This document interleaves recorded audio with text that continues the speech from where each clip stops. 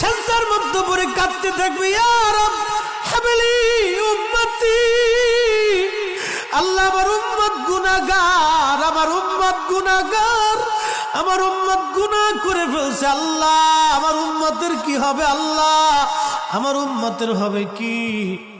আল্লাহ পাক ডাক দিয়ে বলবেন, হাবিব আপনি আর সেজদায় পড়ে থাকবেন না, মাথা উঠান।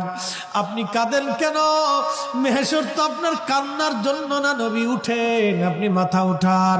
আপনার জন্য আরশে মুআল্লার ডানে একটা কুরসি পেতে রাখছি, একটা চেয়ার পেতে রাখছি, একটা আসন রাখছি, আপনি নবী সেই আসনে বসবেন।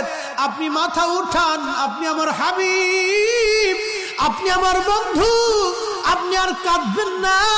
হুজুর আপনি মাথা উঠান।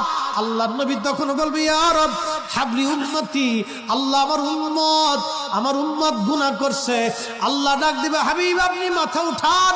আপনি সর্বপ্রথম হামদের পতাকা উড়াবেন, আপনি সুপারিশের পতাকা উড়াবেন, আপনি যাকে খুশি তাকে নিয়ে জান্নাতে চলে যান।